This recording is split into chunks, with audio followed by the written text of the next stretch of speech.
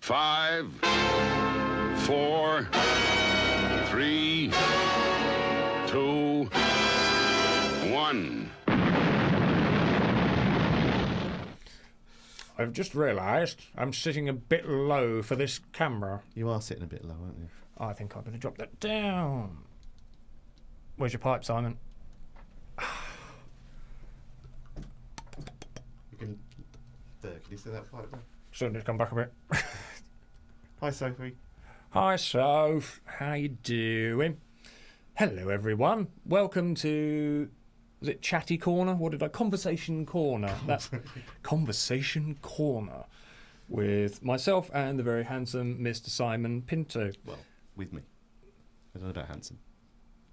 You're wearing my kimono and you're smoking a pipe. You don't get any more handsome than this. As good as it's got to get. Yeah. So, the idea, ladies and gentlemen, of tonight was people have said for some stupid reason that we should do a show involving me and Simon and all you lovely, lovely people talking about various subjects. So what we are going to do, first thing I'm going to do is put that on like that and put that in there, and I'm going to mute that. Cheers, Kev. So we are going to have our Skype line open if people wish to call in. The way we're going to make this work is I'm going to close it on there so it doesn't go off on the computer. It's so hot today, Sophia. Oh, it is. So hot. Oh, that's an interesting noise. Mm. That'll be the phone registering. Okay, so the way we're going to work it, if anyone wants to call us and chat with us, ring the Skype line, which I am going to put up now. And we shall call you back, so it just doesn't. We have like 10 people call, and it just all goes to shit. 10 people, like we're going to get 10 people calling, as if. Right, I just need to find where I put my Skype now. There we go. Right, so ladies and gentlemen, if you do want to ring up and chat with us, please do. The Skype number is there for you to call. You may notice that we are not broadcasting on... Oh, hello, what do we got? Soph. All right, Soph. Sorry, you may notice that we are not broadcasting on Twitch. Now, there is a valid reason for this that Mr. Simon brought to my attention. So would you like to explain why, Mr. Simon? Yeah, so there's a load of people who are streaming on Twitch. And it's mainly gaming, isn't it? Yes. Twitch. And there's a great swathe of misogyny that happens against women, obviously, misogyny, through gaming. And so today was kind of a day where various people are showing their protestation to Twitch that they're not taking more action over trying to control that. And so they're not using Twitch today, so we thought we would also add our voice to that. Yeah, basically, we love everyone. Hi, Emma. Yeah. And we hold no bigotry to anybody, and we believe that everyone should everyone should have a sort of a mutual respect for each other. Well, a lot of these places, they take the opinion that they're just a service provider, so whatever goes on in there, they're not responsible for. That's down to individuals to police themselves, or, you know, for it to kind of... can you turn Simon's mic up? Can't hear him. Sorry. Hang on. Give us some... I mumble too much. I do apologise. Hi, Kirsty. Try that. Hello. Yeah, so... what was I saying? I've forgotten what I was saying already.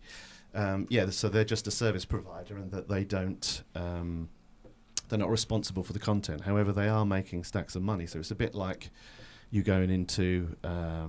I don't know, a supermarket, and them not having responsibility for, I don't know, someone attacking you, or, you know, going into a pub and them just saying they're a service provider when a fight breaks out, and not intervening or trying to control that situation. That's how I see it, anyway. Or as you said, being in a pub where a fight breaks out and the owners refuse to take sort of any accountability. Yeah, that's what I'm saying.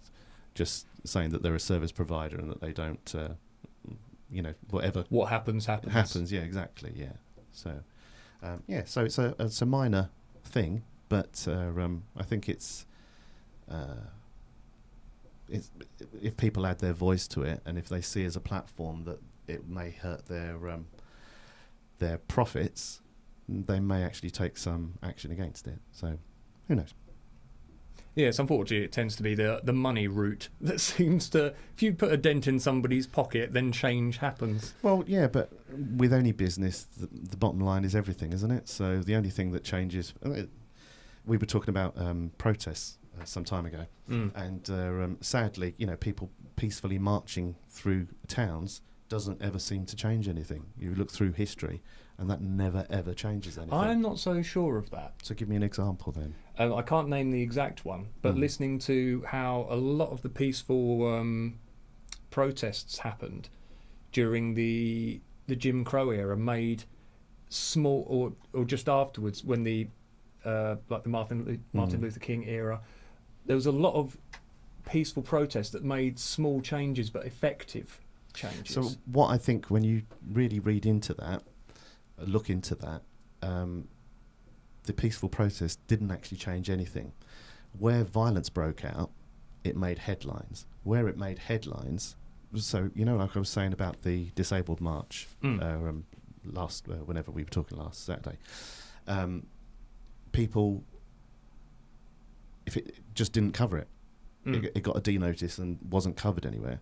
So no one was made aware of it. No one was really harmed or hurt by it. No one really lost anything.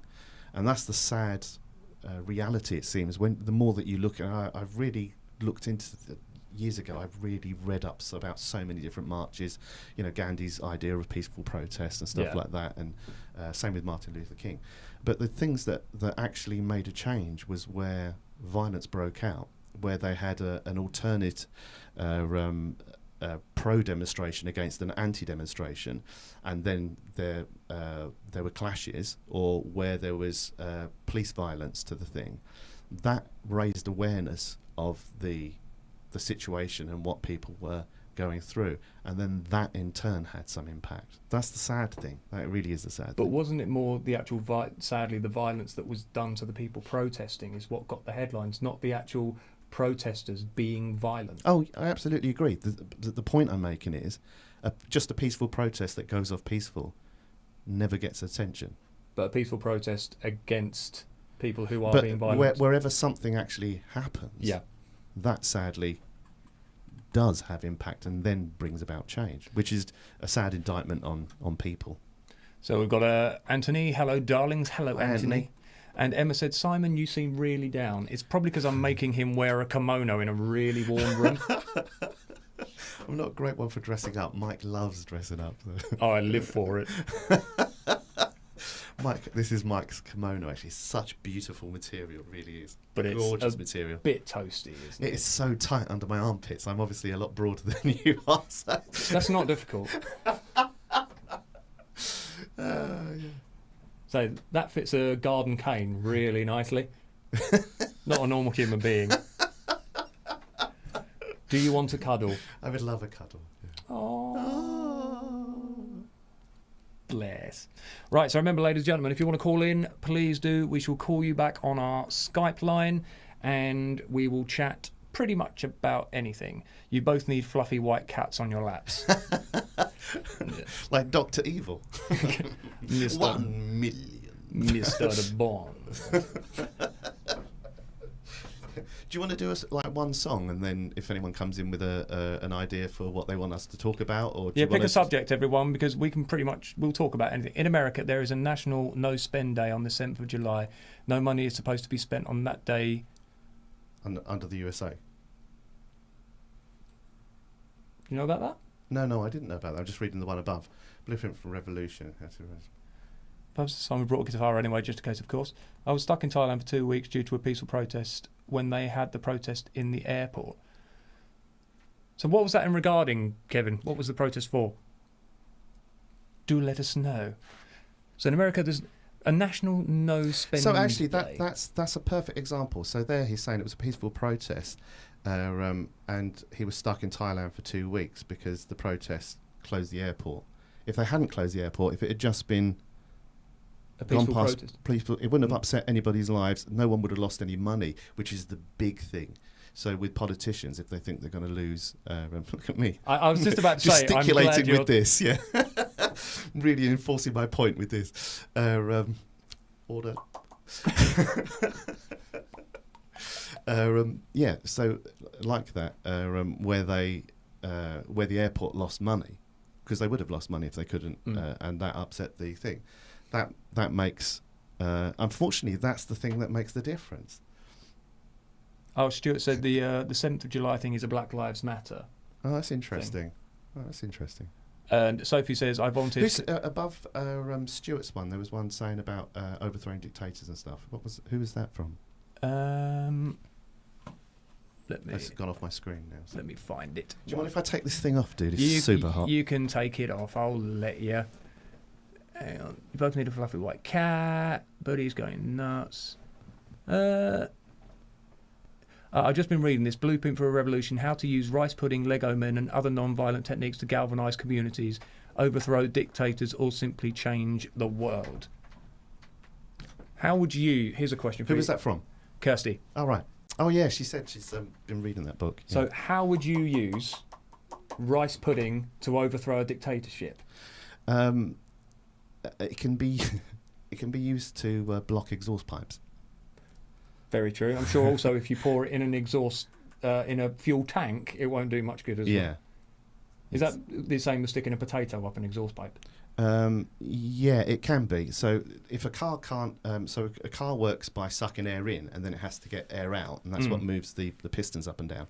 So unless of course it's an electric car, it doesn't make any difference. But that book was written before electric cars.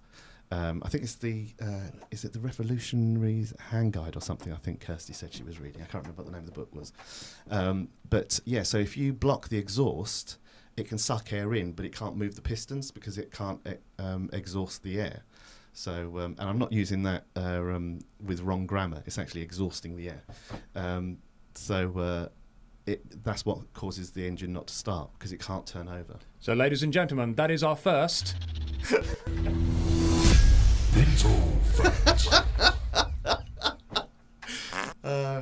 He's been waiting to use that for so long. You don't know how happy I am. Okay, well that's an interesting topic. So, putting a potato up an exhaust pipe was kind of a childish prank, wasn't it? What did you take? Because you're a very sort of well-balanced individual, you're very courteous, you're very sort of welcoming to your fellow man. But did you as a child play pranks? And what was your favourite prank? Yeah, I wasn't really one for playing pranks. That's the end of that. Did you do anything? Ever? I kind of don't remember much stuff that I've done because I kind of throw that stuff away, so I don't really pay much attention to me. That's fair enough. Yeah. How about you? Probably one I did to an... Sorry, just to interrupt you for 1 second. Mike said you could put a banana up a tailpipe. Apparently a banana doesn't work because it's too soft and supple. You either have to get it right to the point so you have your expansion tank and then you have your rear silencer. You have to get it right up the silencer to where you've got to really jam it in. But very often... Is anyone else getting turned on by this? Because I said, right up the silencer. What? I'll say something. Yeah, so apparently the exhaust that a car will expunge creates more force and downforce than the banana in the tailpipe can exceed. So a banana apparently doesn't work. I think I've never done like real severe... Kipper on the tailpipe is great. God, it stinks. But Emma's off. But no, there's two things that I can think of that I've done that are not really prankish, but they're sort of just little stupid things that really didn't have the effect I was expecting. Right. One of them was my girlfriend at the time and got up in the middle of the night to go to the toilet, and she'd walked out into the bathroom. So I decided to hide in one of the, like literally in the doorway just round the corner. And she came walking out the toilet and I just went, "Roar!" like that next to her. And she just stood there and just went, and just started crying. I was like, oh. Wouldn't say that's a prank, but I used to do that a lot, is give people frights. Yeah. I still do that in my house, actually, as well. I did a brilliant one to you at your house. Do you remember? No. Right. I pride myself on kind of being a little bit of a ninja when I go around people's houses. And Simon's housekeeper had let me in. And he was upstairs really engrossed in one of his mixes. So I've gone up, walked in, just sat down on his couch. And he's just been working. He's just turned around and gone, fuck! That happens every single time I have a client in. Because I'm just away with the fairies while I'm working, and I don't ever notice it. It was in 2000 something. Turks and Savatra, the menacing was all the protesters cleaned up the airport after the 2 weeks. Oh, that's very nice of you. There's such a difference there, yeah. Mm. There was a lady who spoke so well. I think her name was Kimberly Jones. If anyone gets a chance to look up, she did a thing she was being asked. She was cleaning up after the one of the first protests in Minnesota, I think it was. Or Minneapolis, can't remember. And she spoke so well. But she was one of the people that she worked in one of the local areas. And she was cleaning up all the streets after the protests happened in America just recently. She spoke so nice. Well. Hello, Emma. Is Simon a secret millionaire? No, I have someone who, one of my exes works for me, so she does all my appointments and contracts and stuff. So, yeah, she took ill a long time ago, and I said I'd always look after her, so I always have. Okay, all the women out there's hearts just went. No, that's if you care about someone, then you should always care about them. You don't just suddenly think you hate them. So no, absolutely. Unless they're an arsehole. Yeah, but you shouldn't really be with someone that you feel is like that. So okay, here's a question for you. When it comes to tolerance of human beings, now a lot of people say the idea of, well, you should all make an effort to get on, and you'll get a lot of people will kind of settle for that quiet life, maybe tolerate people who probably are a bit toxic to them, all that kind of thing. Where do you think the line is drawn between people who have, say, like severe emotional issues or mental issues, or maybe like drug dependencies, alcoholism, that kind of thing? Where do you think the line is drawn of where there is being tolerant and enabling? And being enabling, or you are damaging yourself? At what point can you say, this is too much for me, I need to walk away, without being seen as being, the arsehole who doesn't understand?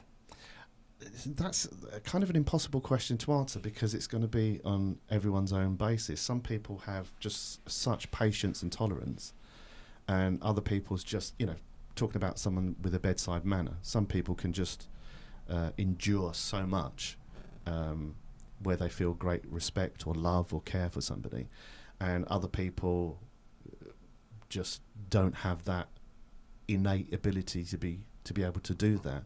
Other people are more so caught up with themselves, they just don't have time for others. I think it depends on your level of empathy, and also like most things, tied in with intelligence. If you feel that you're so for instance, my dad was an abusive alcoholic, and my mum really enabled him, whereas she could have had far more effectiveness of making sure that, like us three kids, weren't abused and weren't victim to what went on. But it wasn't in her to be able to stand up to him. No. How, and that will be different for every single person. Say, for example, I think my personally. I think, though, if you haven't got dependence... I'm listening to you, I'm just reading. Sorry. If you haven't got dependence and things like, for example, you can have a friend who is... that someone said something to me, and I think this is what comes down when you talk about people having mutual respect and things for each other, or people enabling someone, is this person said that... you see these like memes pop up on Facebook now and then. It's kind of, a good friend will take you at your best, your worst, no matter what you throw at them, a good friend will always be there. Now, a lot of people see that as, oh yeah, well, that's just a part of being a good friend. To me, I see that as an abuse of a friendship. Yeah, absolutely. But again, that's down to intelligence. People see that, and it's a kind of learnt wisdom without really thinking it. So there's this famous quote from Marilyn Monroe that had the same effect, kind of did the rounds. And she said, if you can't take me at my worst, you don't deserve me at my best. Well, let's think about that. And so many people thought, oh, that's great, that's absolutely true, and blah, blah, blah, blah. I think we all have a duty to be the best person we can for the people around us, to treat them with respect and treat them with kindness. That's my salute. But if we treat people as an arsehole because we're having a bad day, surely that's on us. And if someone's treating you as an arsehole just because they're having a bad day, just because you're having a bad day doesn't mean you have to take it out on other people. No. But it depends. For some people, that doesn't, you know, if there's a friend of mine once... so we're just reading. It's a snap, Davis. I put a joke, it was a whistler on my granddad's car exhaust, but unfortunately he just drove off, not registering the weird whistling noise. By the time he did, it had welded itself. Stuart has said, I watched a documentary on conformity. They had, I think, 6 actors in a room and 1 member of the public. They showed 5 lines and the people had to pick the longest line. The actors all picked the same line, which was not the longest line, and the members of the public fell in line. It showed how easy it was to manipulate the people. Yeah, so that's a famous experiment. It was originally done not with lines; it was done with maths. So they would have a group of. It was a slightly bigger group of that. So it was about 8 people. So they would have 1 volunteer and 7 stooges. I think we've spoken about this before. And so they would go through, and they would have someone with a board. So they would say they're doing an experiment on something completely different.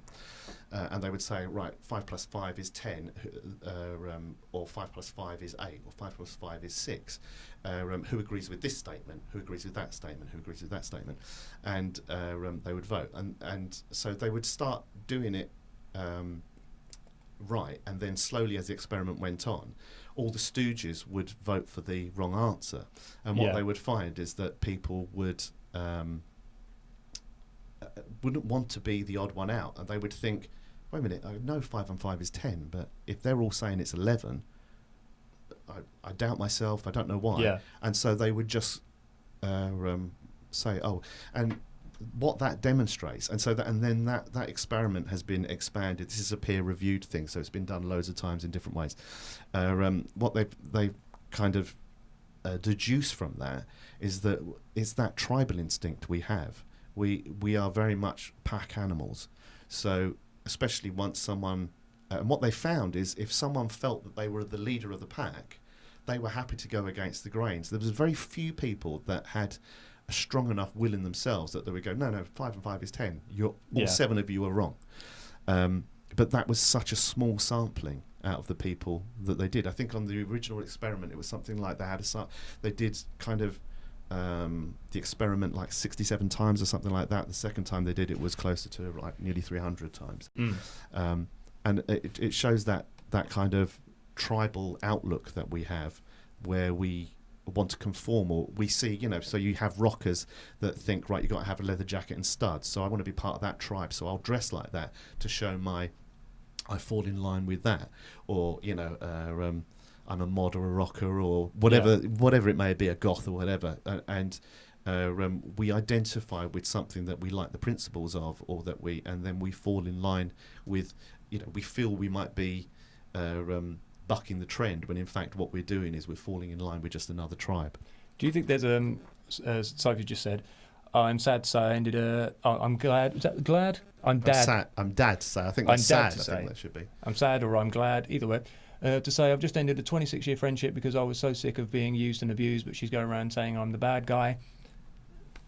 Soph, that's really sad. Unfortunately, that is a characteristic of human nature. Especially someone maybe who's kind of a self-absorbed narcissist, perhaps. It will be, I'm amazing, I can't do wrong, so therefore if anyone wrongs me, it's their fault, it's nothing I'm doing. Create that little bubble that they live in which they are amazing and don't have to ever look at their own sort of interactions and actions and worry about the ramifications of such things. Yeah, ramifications or even ramifications. I like ramifications. Sorry, I couldn't let that go. Sorry. The other way of looking at it, though, Ramifications. ramifications. That's when everything gets a little bit tipsy. rummy. Randifications. The other way of looking at it, Soph, Emma. and no, that was Soph, wasn't it? Yeah, sorry. You just said random. Oh, Randomification. I lost that. I missed that one. Sorry. Soph, the other way to look at it, and if you don't mind me saying, and with the greatest of respect, is that maybe over those 26 years, you enabled this friend to get away with, because you didn't stand up and be counted early on. The more you let her get away with something to be able to treat you that bad, that becomes your role in that relationship. And so she would have just, that's how we normally do this. And I can understand what you're saying, because things like that can be, I don't know if anyone knows about Chinese water torture. You know about Chinese water torture, don't you? Yeah, I'm not a huge fan. I'll be honest. I tried it a couple of times. It's such an interesting thing to just do with people when you meet them. So Chinese water torture used to be that they would tie you back, your arms and legs would be tied, you'd be laid down, and then a drop of water would just be...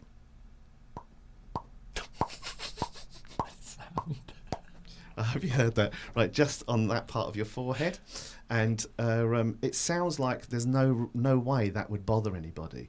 But so quickly, you start to feel really oppressed and really uncomfortable, and then depression sets in, and then it's such I think there's a if anyone gets a chance to look at it, they did a thing on like Mythbusters or something about it. But even if I've done this experiment with people, just meeting them and just tapping someone on the head like that has such a profound effect on whether they get really uncomfortable with that really quickly. There's a good few points here, actually. So read away. I think Kirsty's going to have to give us a phone call, because this one could get quite fun. Kirsty, to go back to taking it out on people, I think it's perfectly fine to be in a shitty mood and take it out on someone else, as long as you apologise afterwards and don't take the piss of it. But then where is your level of taking the piss? So, for example, I disagree with that strongly. I do, completely, because, again, everyone's idea of what is taking the piss will be different. For example, if you say you're in a shitty mood and you call your partner a name, now, whether you like it or not, that will have repercussions in the future. It may make your partner feel resentment towards you. It may make them feel inferior. It could damage their esteem, especially just because if you're saying something off the cuff that is quite nasty, you basically can end up cowing someone and changing the way they feel towards about you. And by the time you apologise and just say, oh, I was just having a bad day, the damage is already done. And again, how far do you take that? It's like, I was in a bad mood, so I pushed my partner. I was in a bad mood, so I gave them a slap, but I apologised afterwards. That's a famous thing that men who abuse women physically say, now look what you made me do. Yeah. And I think it's just a way to, and again, with the greatest respect to you, Kirsty, I personally see that as making an excuse for yourself. I feel like shit, so I'm going to make other people's lives a misery. But that doesn't, I fail to see the, what qualifies or quantifies that, because we all have in a social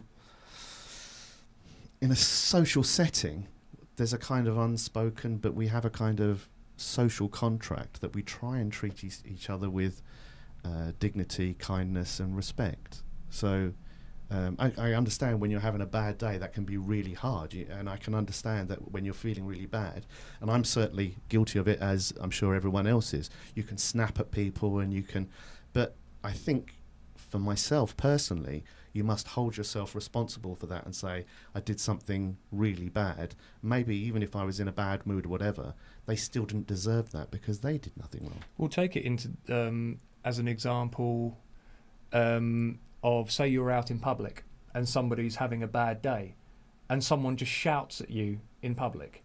Now, is that okay? They're just having I've seen this driving, so I used to spend a load of time... sorry, I didn't mean to interrupt you, dude. Go on, carry on. No, carry on. I've seen this driving where you'll be behind a car. Because I used to just constantly travel up and down the country from sessions and whatever else, and you'll see people driving very aggressively, and then how their behaviour then starts to affect other drivers who then start, if they're pushing in line or whatever, rather than giving people, the famous thing is when it's like 3 lanes going down to 1 or something like that, and most people will go, all right, 1 in, right, and then 1 in, whatever, and and you'll get some people that will just push their way through, won't give anyone else, and then other drivers start to immediately, so it kind of begats itself, in the same way.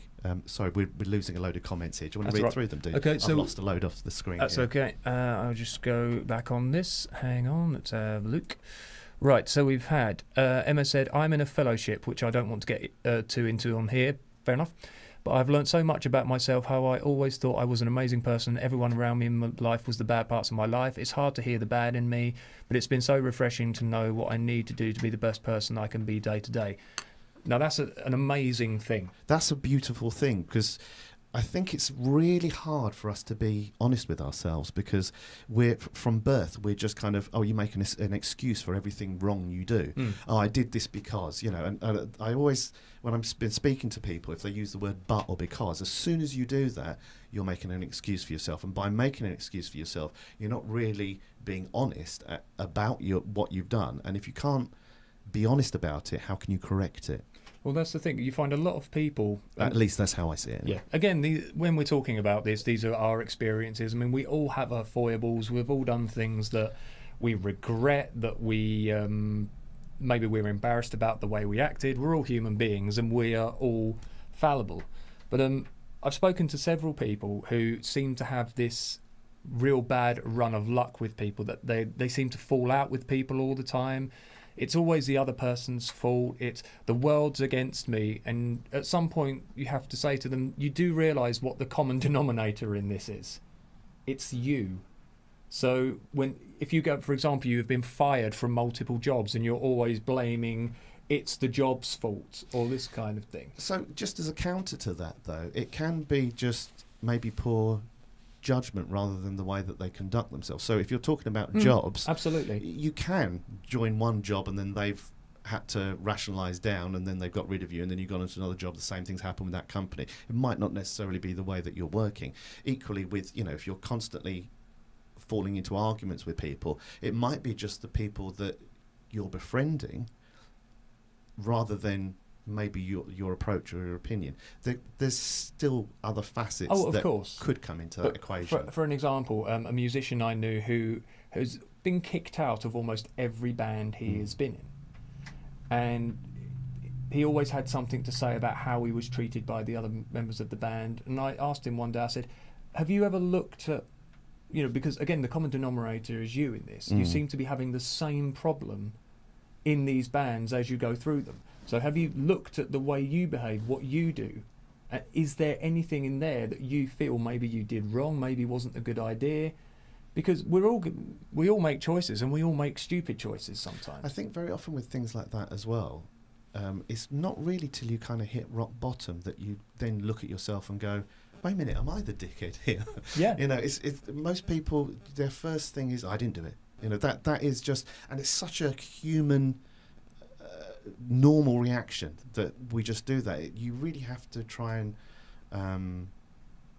I think from very early on, like when I was about 12 or 13, I really changed the way, because of what was going on at home and stuff like that, and you kind of think, wait a minute, what happened? Why did that just happen? And I think that changed the way I look at things, where I kind of was, wait a minute, did I do wrong? So, and I would be really hard on myself for any tiny thing, and I think that's helped me with determination in, I don't know, kind of learning instruments and putting my mind to whatever it is that I do. Trying to be honest with yourself is a very hard thing. Most people would think that they are honest with themselves, but I think it's an extremely hard thing to do. Sorry, we're losing a load of this stuff here, didn't we? Don't forget, anybody, if you want to call in, then please do. If you want to have a quick chat with us about any of these things, we are more than happy for you guys to call in. Sophie, yes, I did. I was given enough warnings, but she is that kind of person. The bloke she is with is paying for everything. I'm talking thousands. Yeah, again, some people in life are just take, but again, once you've experienced these people, generally, and you know the warning signs, it's best to try and get out earlier than later. I've always found, but I've been really lucky over the years. I've been used by people. I've been taken advantage of because, believe it or not, under this twattish exterior, I'm actually quite a kind-hearted person, and I have. You would not think it at all, but you have a good heart, mate. Yeah, and I've put myself out there for people, and I've had that thrown back in my face. And very often as well, the more you do for people, the more for granted they take you as well. Yeah, because you just seem like. It's just a very human thing. The more you try and help people, the more you try and be there for them, the more they tend to take advantage of it, because that becomes the norm. Is you'll just do that. Yeah. Exactly, and it's so you have to almost put in certain parameters at the start and lines that you will not accept of being crossed. Or maybe just learn from the experience. If you see those same patterns of behaviour, then be aware that that's likely to follow. Exactly. And then it's your choice if you want to be in or out. Yeah, that's the thing. If people are honest about things, or what people are capable of, then you can say, well, I want to be their friend. I don't want to be their friend. Not everybody has to be everybody's friends, because that would just be stupid. But no, even if it's, I found by sort of setting a bar and a level of how you wish to be treated, and again, I'm not judging how everyone else treats everyone else. Their business is their business, but if you wish to come into my life and interact with me, there's a certain level of respect that I require. If not, you are more than welcome to go on your merry way. And we never have, like, people have said this to me, that well, when I've sort of fallen out with people, and they're like, well, don't you want to be friends? And I'm like, no, I'm perfectly happy for us never to see each other again for the rest of our lives. You go your way, I'll go mine. Because if your sort of outlooks don't align, and I think it's better to be, it's like, maybe I look at it in a bit of a stupid way, but I kind of think that it's better not to have someone in your life who's going to give you misery and pain. Yes, exactly. Then, just love the people that you can enjoy and be around, and for those that don't make you happy, why waste that energy? Yeah, you supposedly, depending on what you believe, you only get one life, and to feel that, and especially it's interesting actually what you were going to say when you were saying about some people are very materialistic and stuff like that. So I did a lot of reading up on different religions and kind of theology and stuff, and in the spiritualist kind of church, where they feel that you go through different lives and you're surrounded. You're supposed to evolve after each life. Yeah, exactly. So people that are more kind of materialistic, they're quite new souls. So all these new things, just want to take them all down and enjoy all these new experiences and stuff like that. That's me. And then older souls, because they've been through that, and they're like, but that doesn't really fill you up. They're more interested in more ethereal things and more spirituality in people and love, things that matter far more. They're more fulfilling, and they fill you up more. I just love that as an idea. Whether it's true or not, who knows? But exactly. Right, what else? Right, scroll on. So we've done that. Blah, blah, blah. Kirsty says in regarding to the taking things out on people, absolutely, name calling isn't on. I've never done it. I mean more like if you've had a crap day at work, stressed out, tired, etc., and you come home snappy and irritable, that's acceptable. Again, I find that, again, with the greatest of respect, Kirsty, I find that really hard to agree with. If you're coming home to the people you love, surely you want, as much as they will try and understand that, you still have, for me anyway, and I'm not trying to correct you in any way, I think they still deserve to be given the best that you can give of yourself, and if it means that you have to say, I just need to be on my own for a minute, or just de-stress, de-pressurize, whatever the case, but I can never feel that it's okay to be an arsehole to someone when they haven't done anything to deserve it. No, there is a thing. Again, that's just how I see it. Yeah, even with say for like you have an example of someone you work with who gets in a foul mood and rants and just it creates an air of tension and unpleasantness. It begats the same, doesn't it? Yeah. You know? And people do not like to be around that kind of thing. So, and it will have an effect on partners. And, you know, you can be forgiving and you can appreciate people have bad days. Everyone has bad days, but it's still down to your responsibility to not think that your emotions override everyone else's that's around you. Well, that can sound a bit preachy, but in essence, I kind of agree with what you're saying.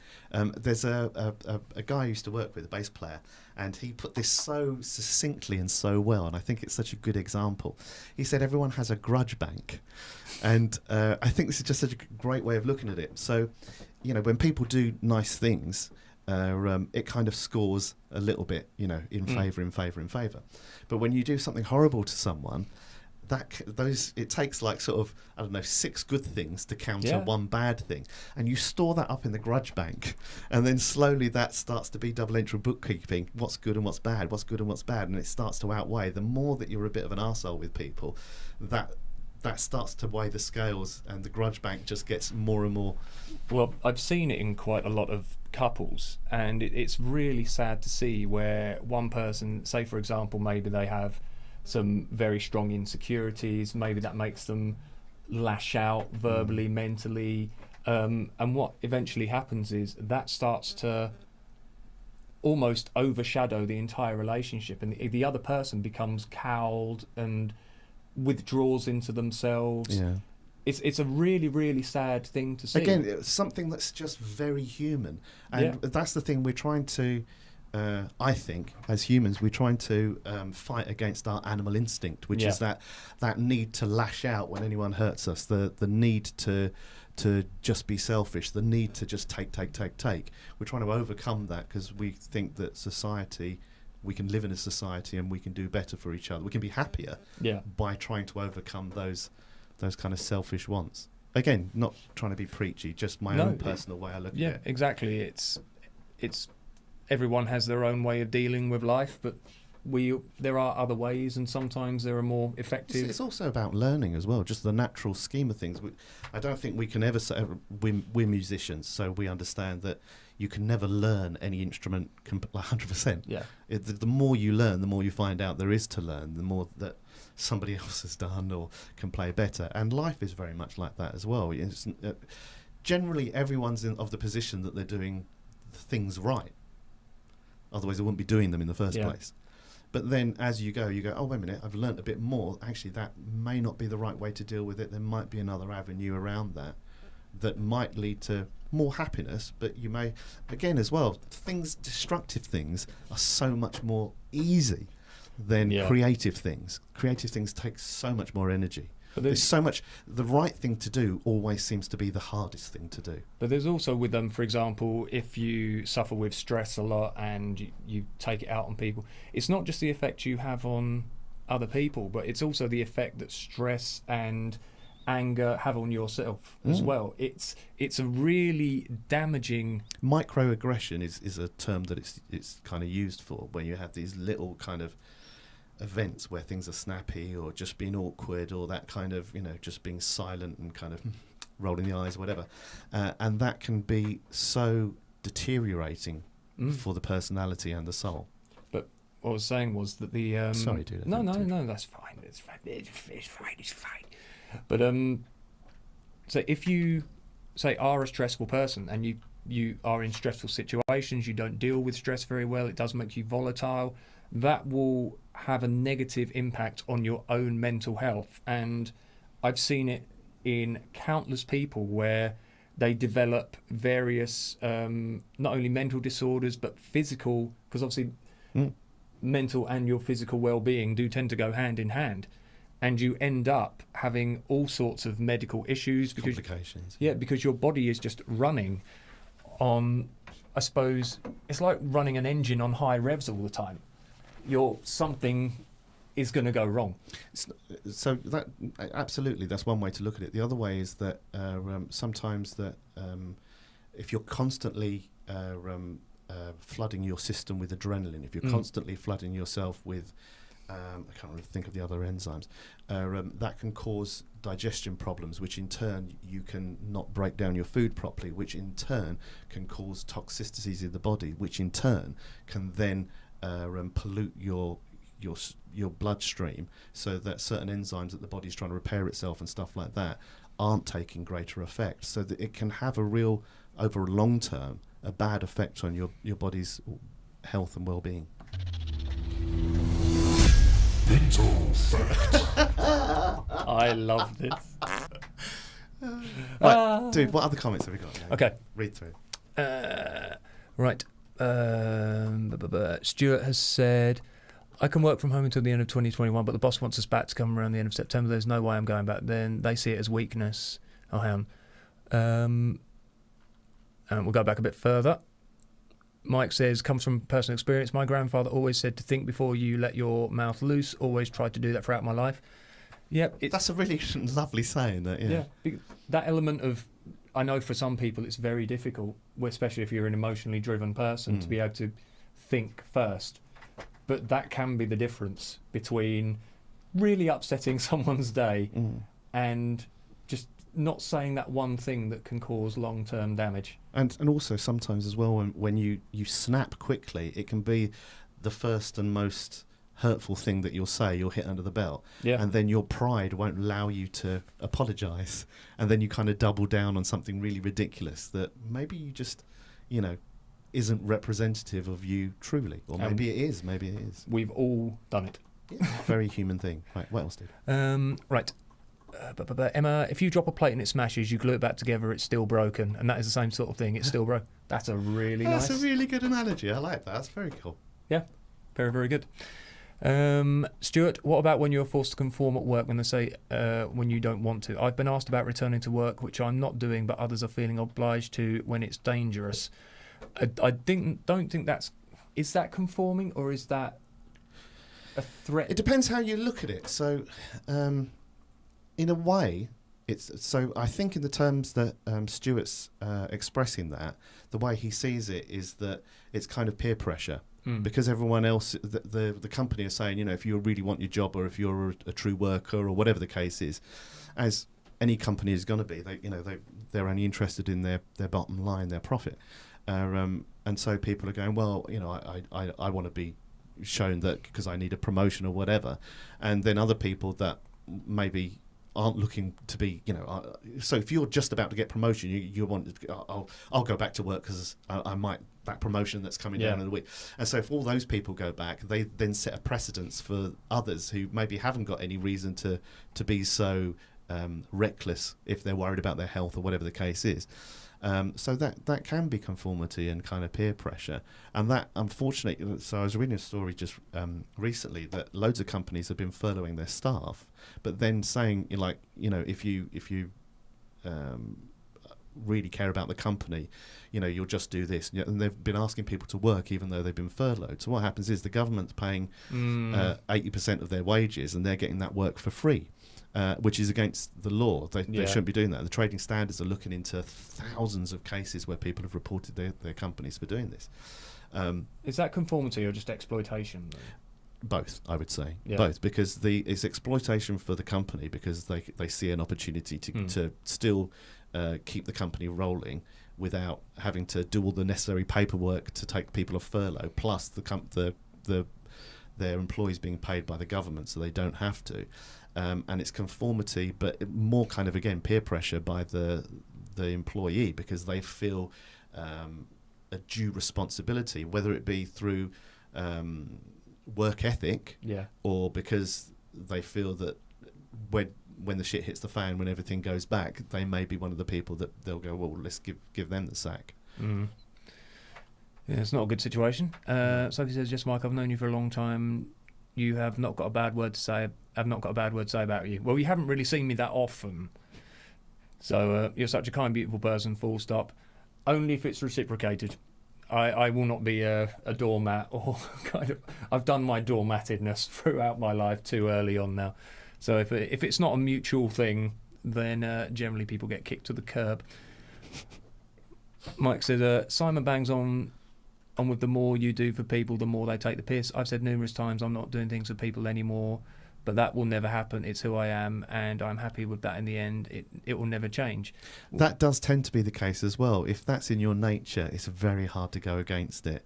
You try and, say that I'm wise to it, I won't do. But if you have a good heart, you're always going to think, well, I'll just help them this one more time, or I'll just put up with that thing one more time.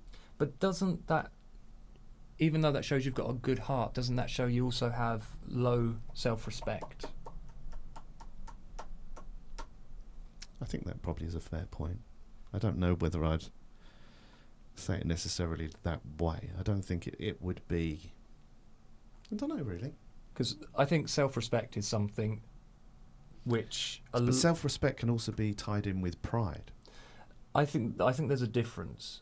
I think Do tell. Well, I think with self-respect there is that element of treat others like you like to be treated, which obviously everyone's going to have a different level of. But there has to be that kind of general consensus of behaviour towards each other that means everyone gets a fair deal. Mm-hmm. And I think for people who, and for example, if you level of self-respect, if people treat you, because there's certain things that all human beings will do that will have a negative effect on others. Generally, even though we are individuals, we do share group traits, don't we? Of things that, if someone punches us in the face, we're not generally going to like that. Mm. If someone shouts at us for no reason, we're not really going to like those kind of things. Yeah. And I think the self-respect is knowing that there is that level, and if you accept less than that, then you are sort of disrespecting yourself. Pride, I think, is a bit more, I'm great and amazing and I deserve. Well, this, yeah, you that, could say that, or you could say pride in yourself is trying to do the best for yourself, or you could say that pride in yourself is trying to treat yourself a certain way. People look at it in different ways, I think. I kind of feel you're partly right, but I don't think it quite hits the mark with that self-respect. Well, as I say, when we always talk about these things, there's a lot of grey area. I tend to use very concisive statements that don't aren't quite nuanced enough. Exactly, yeah. It's a failing of mine that I kind of hope that people who know me well enough would fill in the grey areas with the knowledge that they have. Because this one thing that really pisses me off. If ever on social media, and you guys will know this, if ever you put a statement that is like a thought or just something that you're feeling at the moment, and then everyone will jump on it to tear it apart, just because they're not taking into account who you are as a person. So they're looking at ways to look at it and go, well, but you didn't say this, so therefore you must think this, that, and the other. And you're like, well, no, and I've said this to people who've come up with counter arguments, and I've just said, you know me in person.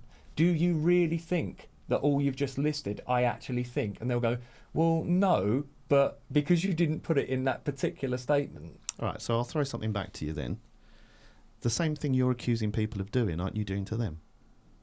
In what sense? So you put something up and then you want them to fill in the blanks. No, as in what they...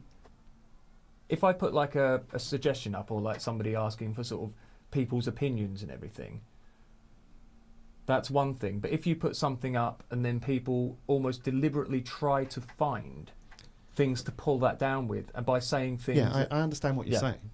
But if you know the people that you're sending this statement to...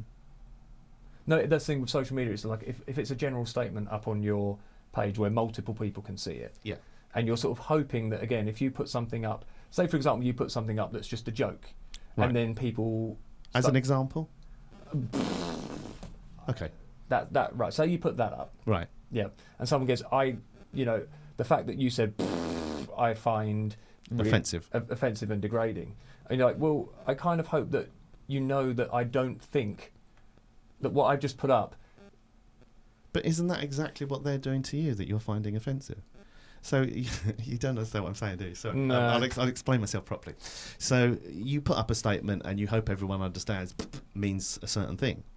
but you're assuming a lot of things in the same way as someone going, oh, you've just said that means this to me, so therefore I think that's what you're trying to represent. They're assuming the things. But that's why I think if you know the person, then genuinely there wouldn't be as much assumption because you know all the grey areas that makes that person.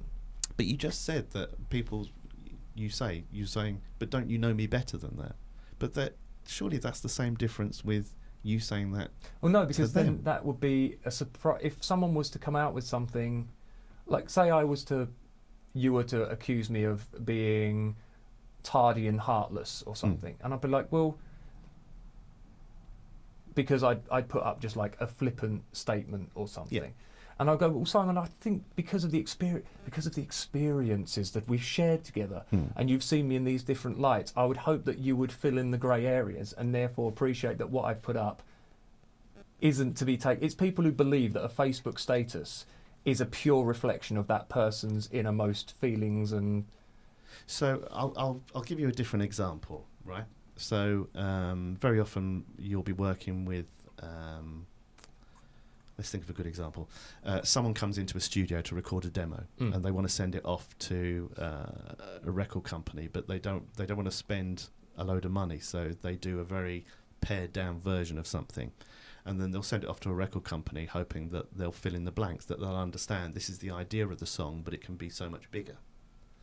When it gets to the A&R, undoubtedly they tend to be very failed musicians or terrible musicians, ex-musicians, or not have much of an idea. So what they hear is exactly what they think the final product is. They don't have the imagination to think any further than that. yeah, but I think in that situation where you're trying to put out a particular product, then yes. But if it's between you and people who you, again, the internet work. I see it very much by the same token, that if you're putting out a statement that you haven't expressed well, it's understandable that people will take it by the limited expression you've put it in there.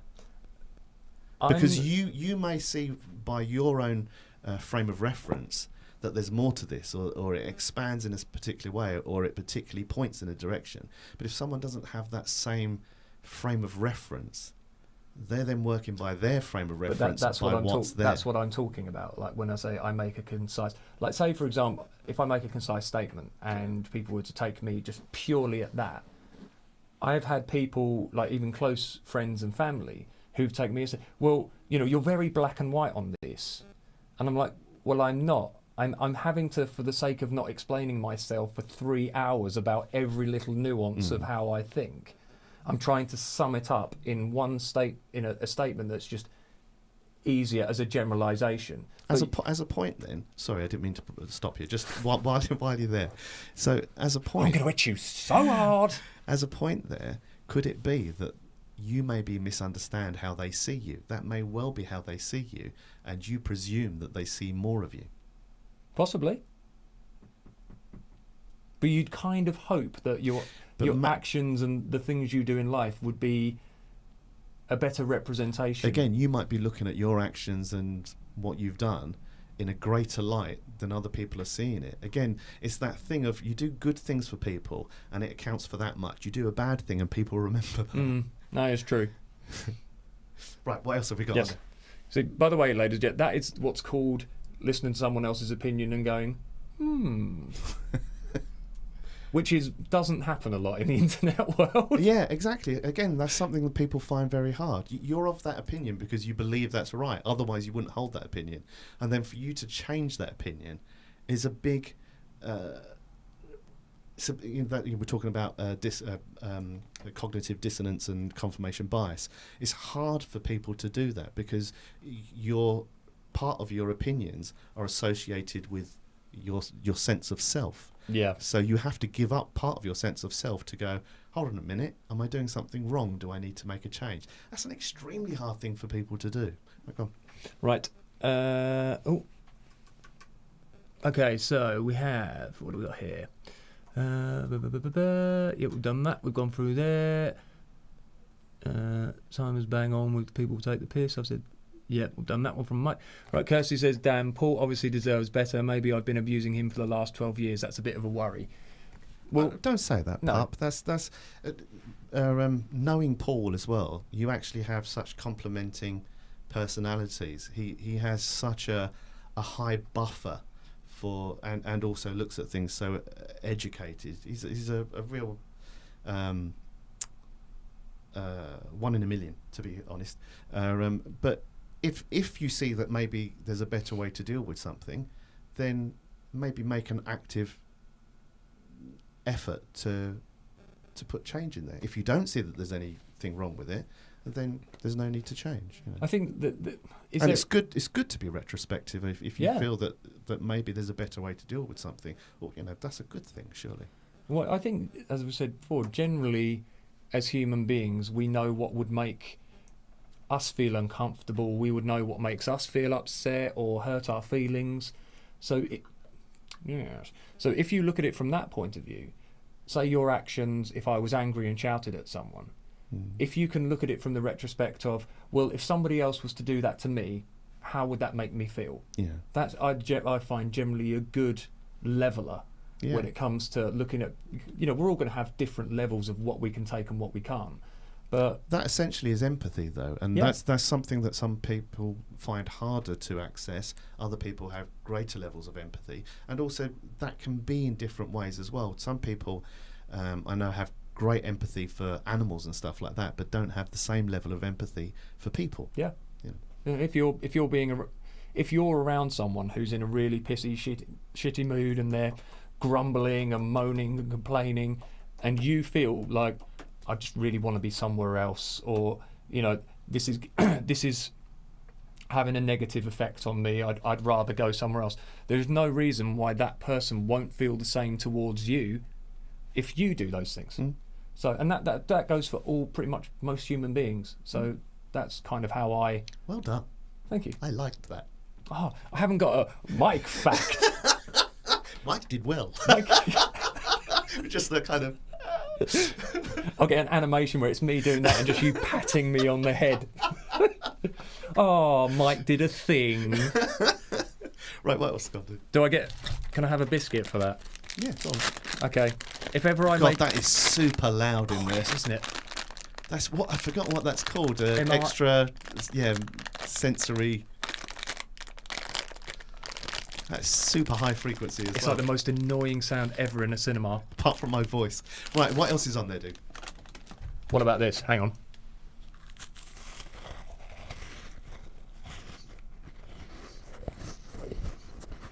Nom, nom, nom. That's quite a nice sound, actually. Go on.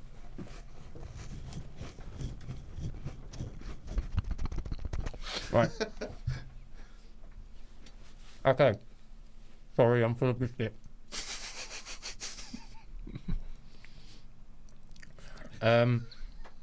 Those pipes should blow bubbles. I absolutely agree. Wouldn't that be great? No, I was saying I'm being pressured to conform and trot back into work because the boss wants to go back. So if again, that's exactly what I was saying. That's just peer pressure. Yeah. And then maybe that thing of the boss may think, oh, there's nothing to worry about. It's all a load of bollocks. Yeah. And so everyone should think like me. Well, that's just narrow-mindedness and not willing to actually. But what do you do when that's your boss? Yeah, exactly. You're in a caught between a rock and a hard place. Yeah, I think. Well, thing is, if you're, this is a really tricky thing actually, especially with them reducing the social distance level. Yeah, because all the science and everything that we know about viruses would say this is a really bad idea. But again, people are going to be pressured into doing this or thinking it's okay. Well, the reason for doing it is to because the economy is such a worry. Yeah. So it's that thing of putting money over lives. So apparently you have the difference between keeping a distance of 1 metre to 2 metres is the chances are increased tenfold. Yeah. Times 10, which is interesting. Right, Yeah. what else is on there? Right. Emma, ASMR. how do you stand up against narcissistic bullies? I've had an experience of this where I'm housebound due to ill health. This was before coronavirus. I have no way to stand up for myself, but the lies are still spreading to those I deeply care about.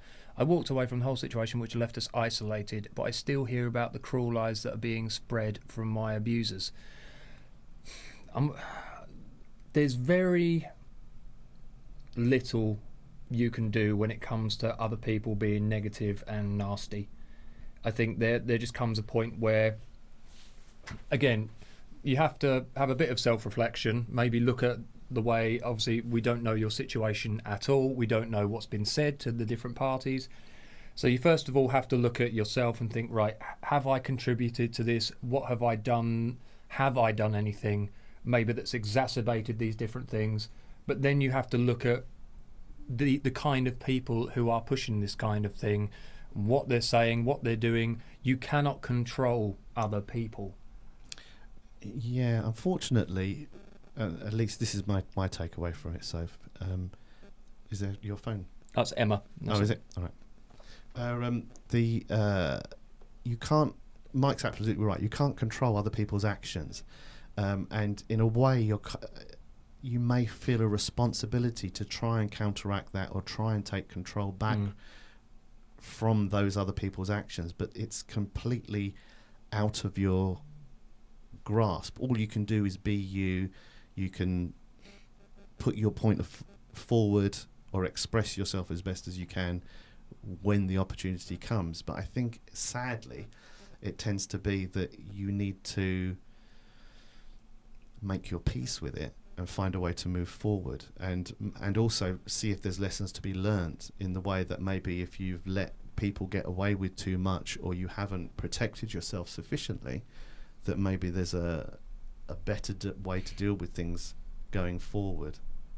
From the little that you've written there, that would be my kind of outlook. But where you've said it's I have no way to stand up for myself, but the lies are still spreading to those I deeply care about. Now, if you were to talk to these people who you deeply care about, if they know you well, again, as I was saying to Simon, if they know you well enough and they know all the grey areas of, like if someone was to spread lies about me saying, I had this, actually. What, did I do that? No. It was the funniest thing, and this joke went on for ages. I had somebody warned Carrie, my current girlfriend. I'm not saying current girlfriend as though she's like a passing thing. My girlfriend, who they told her that I was a bit sleazy and a bit of a ladies' man. I told this to Fuck me. Yeah, I told this to various people to the point where my WhatsApp group for Recovered named me Ladies Man's Mike's Bitches. Because just the idea of me being like sleazy and a ladies' man is really preposterous. But obviously rumours of people who don't know me had got around and all this kind of thing, so people judged me for things that weren't true. But then again, the people who do know me well and the people who are important to my life know better. Can I give you just a small example of this similar thing? Sorry, have you finished there? Yeah, I'm just going to wear my pipe on my toe just because I can. And I can't get it in the shop. Can't get it in the shop. There we go. Wow, that was worth it. Okay then. Oh, it's like it's wearing one of those medieval kind of weird hat things. Just draw a little face on it. Carry on. Okay, well, sorry. Moving on from there. So there was a load of rumours going around in various places I was playing. Right, one of them was that I'd previously been in Pearl Jam. One of them was that my parents used to run a circus. And one of the most pervasive ones was that I lived in a castle. I would say I remember hearing this one, but I know you told me about it. So just bizarre, but you can't control that. And like, people would come up at gigs and say, "Is it true you live in a castle?" It's a nice house. Don't get me wrong. But it just goes to show you have no control over. And there's been so many other things, just so many other just weird shit that people seem to presume, or someone says something, someone mishears it, Chinese whispers, etc. Yeah. And you just have no control over that. You just have to learn to live with it. Yeah, you can just be as honest with people. I think there is a thing though. If you know you've been absolutely honest about things and you've been transparent and you've laid your cards on the table, there is not much more you can do, I think, than that. I've had this with people where maybe someone accuses you of something and you lay out all the evidence to say, I have not done this, this is this, and they're like, well, I don't believe you, and then there's nothing more I can do then. Yeah, exactly. You just have to make your peace with it and move on again, and appreciate the people that are good in your life, Yeah. and just block out those that aren't, because there will always be that. Right, what else have we got? Yep, you do have to, We're unfortunately... losing so much time because we're Yeah. gabbing too much and missing what people are saying. There are limits to putting up with things. Once somebody oversteps the mark with me, and I know when that is, it's really game over. I'm very similar, I have to admit. Who was that from? That was from Mr. Alan Pugh. Chris Gibbs, another thing to remember is that words alone, especially in text format, make up a very small percentage of communication. Absolutely. I think Chris said something under that as well that was really concise. You can't convey tone or voice using text alone, for example. No. Absolutely. Yeah. Yep. So that can be very misleading. I find that in emails sometimes. I'll be joking with people about stuff, and I've obviously not written it well enough, so they presume that that's like I'm of the opinion of that, or that I did something. Very true. Stuart Walsh, most people think too much about what other people think of them. Everyone has some ego, and they and think that things matter more than they actually do. I would agree with that. I think I said this before. I know you sort of said about when people judging, or I don't think people judge as much, and you think people judge you all the time. But I think it's not in the ways that you judge yourself. No, absolutely not. But you can't presume that people aren't judging, because we've evolved to do that. We judge every single thing we hear, see, and sense. So. But not the things that you feel about yourself, and the things maybe you feel negatively about yourself, does not mean that that's what other people think of you.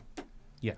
Because you're looking at it through your frame of reference. Other people have their own frame of reference, and something you see connected in a particular way may connect in a completely different way depending on what their frame of reference is. Yeah, but I just know from people who say suffer with like vast insecurities and these various things, and they will look at themselves and they will just crucify themselves down to the last fibre of their being. But that's associated with something slightly different as well.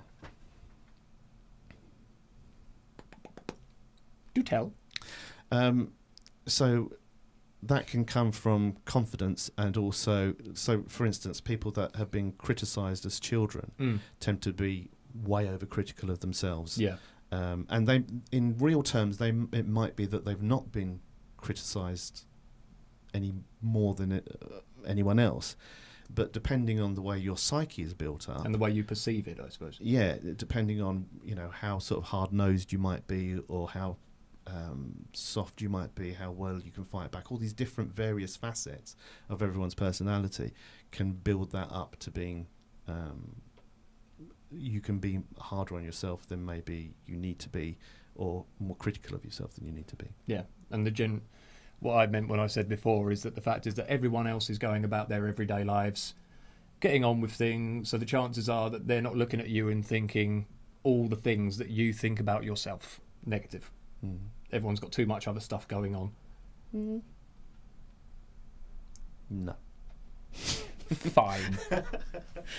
ASMR with a packet of biscuits? Absolutely. You need an animation of a heavenly light beaming down onto Mike for those moments. Paul said, "Hey guys, just wanted to chip in on what Kirsty said. It's all very laudable saying what we should do and how we should behave when we care about someone, and I don't disagree with any of it. However, we are all human and emotionally driven creatures. Absolutely.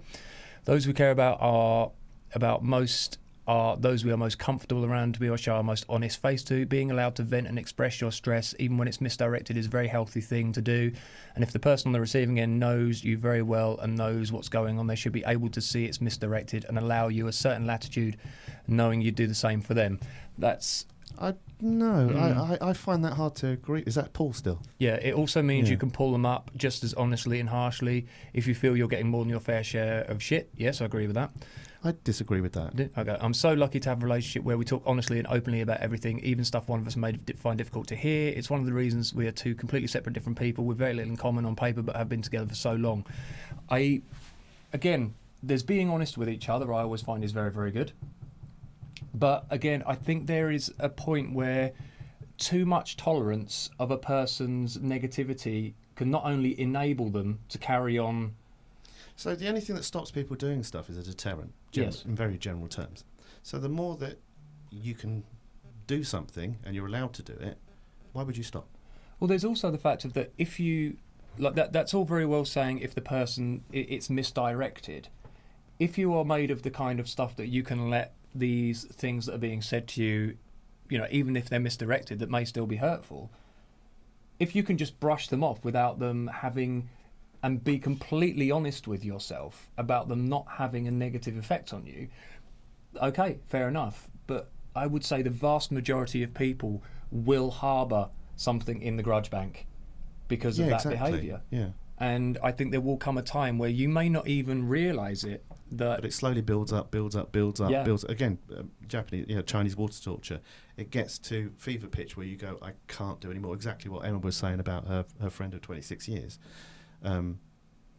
Whereas if you have that respect and you do your very best, everyone screws up and everyone snaps. But if you know that that's not tolerated, and that so you then make amends, then you know, all right, you snapped, but you immediately realise that you did wrong. I can forgive that. But if it keeps happening, if someone continually punches you in the face, at some point you're going to go, fuck this for a game of soldiers, I've had enough. Yeah. Not just going, well, you had a bad day, so I'll take the punch in the face. That's exactly, and if that's verbal, that's still abuse. Domestic abuse really is exactly that. That someone's going, I've had a bad day, things haven't gone my way, I'm going to take it out on you, I'm going to punch you. So that's how I see it. Maybe I'm wrong. I don't know. If I'm wrong, please tell me how. Because I'd be interested to know. The fact is, we're all entitled to our opinions here, and we don't all have to agree. That's one of the joy, and we may all take something away from this that we didn't think about before. Right. What else? I've been judged. Emma says, Bridgman, I have been judged massively about where I am at the moment in my own life. However, I know in my heart that what I am doing is making me a better person for my kids, my family, and most importantly, myself. It has done wonders for my self-confidence. People think I am a weak person for doing what I am doing. Well, again, unless, I know Simon said this to me the other day, he said, unless people have actually walked in your shoes for a significant period of time, they are never going to fully understand the full context of what you're doing and the decisions you make. We can all judge certain things, like people say you can't understand what it is to be a parent unless you're a parent. You say, well, no, but I know bad parenting. If I smack my kid round the head with a plank of wood, that's bad parenting. Or someone said a really good one. It said, I may not be a pilot, but if I look up in a tree and see a plane in there, I can look and say, pilot fucked up. That's a good analogy. Yeah. So you don't have to. People can have their opinion of what you do to some degree because we all share a sort of a common interest, I suppose, and a common understanding of certain things. But unless people know every nuance of what you are doing and your thoughts and feelings about something, then their judgment, they can't judge you fairly, I don't think. Yeah, and also as well, you have to make your peace that you can't control other people's opinions and outlooks. As frustrating as that can definitely be, I can't help people wandering around thinking I live in a castle for some reason. No. I just say, and again, I know there's no problem with that because that's not anything offensive. But there are loads of offensive things that have gone around that people have told me, oh, so-and-so said this about you, that and the other, whatever. Especially being, when you're kind of a travelling musician and stuff, and you come into town and then you meet up with people you haven't seen in such a long time. And they go, oh, they said this about you and you've been doing this. I've just pictured you as a minstrel, just coming in, big pantaloons. A tale I tell from the... Rejoice you all, the Pinto's here to bring you joy and much, much cheer. But one thing to remember, though, when people do make judgments on you, you've got to wonder why people are judging you, and there's probably a whole host of shit going on in their lives. There may be prejudices they have, there may be insecurities they have that make them more judgmental of other people. One thing I've noticed about human beings, they don't like people doing other things that they're not, that might make them look like they're not putting the effort in. That's associated with ego, though, isn't it? And exactly. The feeling of self. So if someone happens to be trying to make their life better, a lot of people won't like that because it may make them, in their own mind, look bad and not like they're not making the effort. Also, as well, just tied up with kind of self-esteem, that they may feel that they're not as moving forward enough in life as someone else is, and etc. You know, There Right, are what else have we got many, there, many Dave? reasons. Did you say Emma called? No. All right, sorry, I thought your phone went there. Yep. Sophie, Wednesday should now be a discussion day. Chat with Mike and Simon. No, we're not going to do this that often. You people don't need this. Paul just said, it's not a shame, it's not Kirsty Eaton. I've lost the trait on that one. You're talking about an extreme and something that ends up being very one-sided. What I'm talking about is something that is an exception rather than the rule. Trust me, if Kirsty did that every day, we would have parted a long time ago. I am the storyteller. Oh yeah, again, it's just one of those things that I think I'm just talking from. We mainly talk from personal experience, don't we? And I've been friends, for example, with a lot of women over the years because I'm a sleaze, and a ladies' man. But I've seen the damage done over a period of time from maybe like an overbearing partner, little digs to confidence, little just again microaggressions that over time just chips away at the person's self-esteem and just changes them as a person, can make them depressed. And like we say, we're not saying that is your situation at all. I'd like to just ask Paul a question.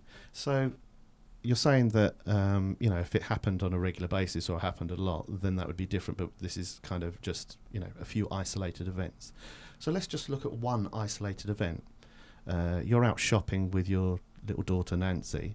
Someone's having a bad day. They walk up to Nancy and punch her on her face, knock her straight out, then just carry on in their day. Would you go, they're just having a bad day? And I know this is an extreme example, but the idea of taking an extreme example is you look at the extreme and then you work it back to the shades of grey, and that's where you find where you are. That's how I kind of see that. I see that it should still be unacceptable behaviour in a society where you could care about each other. But how would you look at that? Well, the good thing... I understand that's ridiculously stupid. Actually, that did happen in America. There's footage. This happened about 2 months ago or something. Some bloke just walked up to some small child. He was in like a supermarket in America and literally just thumped this kid in the face. He was only about 5 or 6. Jesus. Thumped and knocked him flat out on his back, just unconscious. And then his little brother just ran up, grabbed him and dragged him away from the bloke. The bloke just carried on shopping. Fucking hell. But yeah, something I'm not usually a fan of, like celebrities and what celebrities have to say. As I said before, the whole idea of a celebrity is a bit silly to me. But it's something that Will Smith said when he was talking about his relationship with his wife. And he said that we reached a point in our relationship where we realised that it was not up to each other to solve our own problems. And it was the case of that, if you have issues yourself, you can help each other, but it's not up to you to be the cure for your partner's issues, or it's up to you to put the best of you forward to the table. And that's personally how I feel, that if you care about something, so every time I come in here, I have to try and be as good as I can be. So we talk about some really quite heated things, don't we? Yeah. Last Saturday we were here for 2.5 hours afterwards. Yes, we were. And we were talking about some very emotive stuff. But we owe it to each other to be able to talk about it very peacefully, very openly, and also debate without getting feelings ridiculous, clouding judgment and stuff like that. And in the same way as other people won't. They'll be very emotive and kind of go, well, then that means you're a Nazi then, or whatever, if you hold an opinion a certain way. That's always the lowest common denominator, isn't it, when it moves to Nazi? Apparently, apart from Trump, who thinks there's good people on both sides. So Do you think, though, and this is just an idea, I'm not saying this is in any way, shape or form true, but do you think how you will, as you said, a deterrent is one of the ways of... It's not one of the ways. That's generally the only thing that stops us from doing something. But is there also a fact of, like, for example, if we have a heated debate, there's a certain amount of respect that we have for each other. Do you think is there more of a lack of respect for people who are willing to? I think that, to me anyway, that comes down to intelligence. So I think the way that we talk with each other, we would talk with anyone, regardless of whether we had respect for them or not, just because by our very nature, we feel that's the right way to be able to conduct ourselves. Other people won't. And I know it's different for people because even though we have emotions, we are not... It's a lot more difficult for people who are emotionally driven. Yeah. Because obviously... So would you say we're more logically driven, or would you say don't have the same level of we emotions? have no emotion. Emotions or empathy? I think we do have emotion.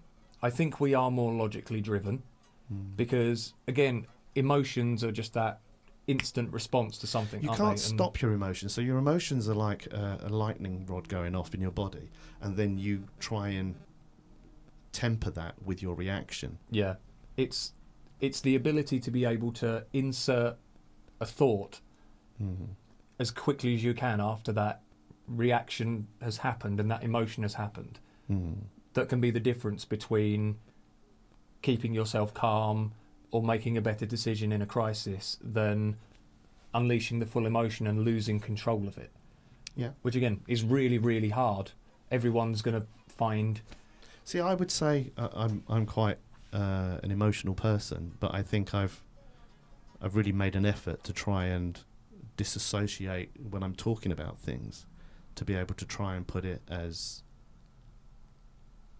logically and disassociated, because I think if you mix emotion with logic, you then start to bring in bias, whereas you can be more, not neutral is not the right word, but more level, maybe. There is something to do with ego as well, isn't there, when it comes to opinions? And because, for example, as you said about when your ideas and opinions become more of a part of your personality, you become a lot more defensive about when they're questioned.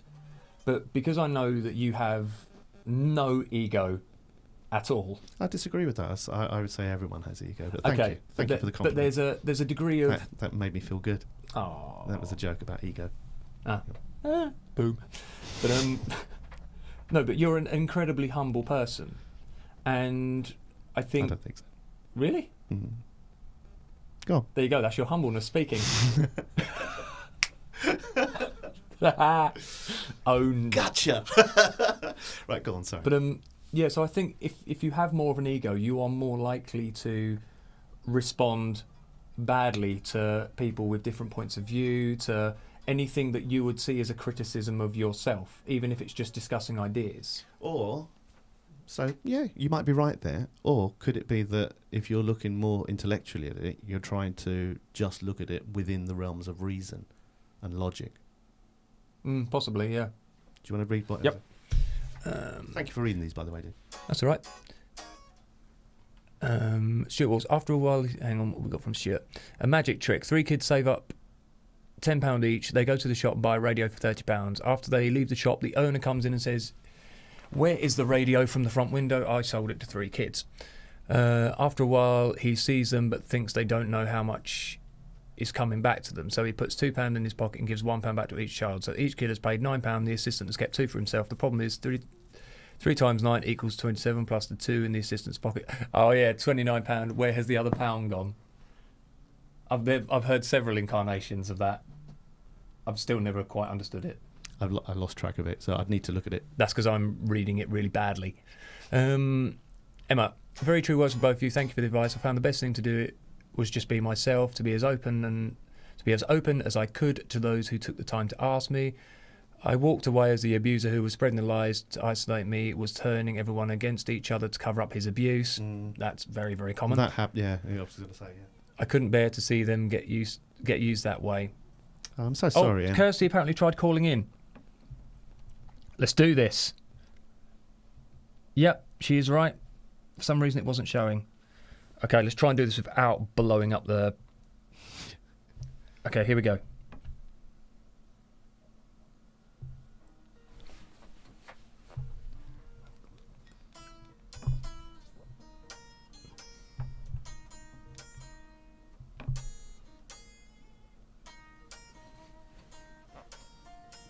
We're ringing Kirsty, but she no answer. Ringing Kirsty, she doesn't love us anymore. Because she's in the loo. Oh, there you are. I presume that's you. God bless you, Dave. Hello, darling. Yeah, What time is it? it's 10:30. Oh, is it? Oh, shit. Sorry. Hello, Kirst. How are you?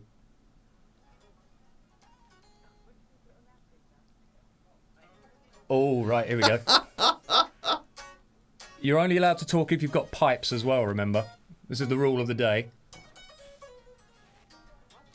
You're only allowed to talk. You have to imagine that you've got pipes and you're gesticulating with them. That I'm smoking a fag. Right, go on, pup. Go on. That's called abuse or kinkiness, depending on what you're into. Oh, was that it? Oh, They can't hear Kirsty. Do you want to put it a bit louder? All right, Paul. Right, go on.